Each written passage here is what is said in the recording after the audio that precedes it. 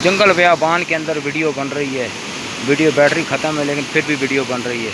ये एक ऐसी जगह है जहाँ ऊपर पहाड़ हैं, बूंद पहाड़ हैं, ओए होए होए, और नीचे आप शारे बह रही हैं।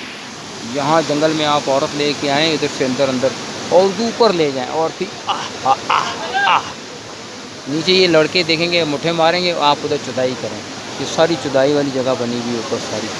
बहुत मुश्किल से लोग आते हैं। इस आबशारा का पानी ताज़ा ठंडा फ्रेश, इसमें एक दफ़ा आप जंप लगाएं टट्टे ठंडे हो जाते हैं, बिल्कुल कुछ आवाज़ आती है। नहाने के लिए बहुत शानदार जगह है। घर से निकलें और कोई 5-10 मिनट बाद यहाँ पहुँचें और फिर इसके अंदर नहाएं, स्वाद लें, दूसरों को स्वाद दें और फिर दूर निकल जाएँ जंगल के अंदर। ये ऊपर बादल आ रहे हैं ऐसे ऐसे सारे, प्यार भरा मौसम हो रहा है और सब लोग इधर नहाने आए हैं और स्वाद ले रहे हैं।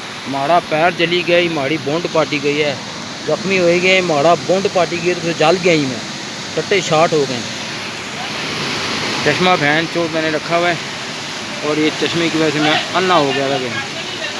बाकी ये लोग बोंड बनाने लगे हुए हैं, वो सारे नीचे बहुत स्वाद ले रहे हैं।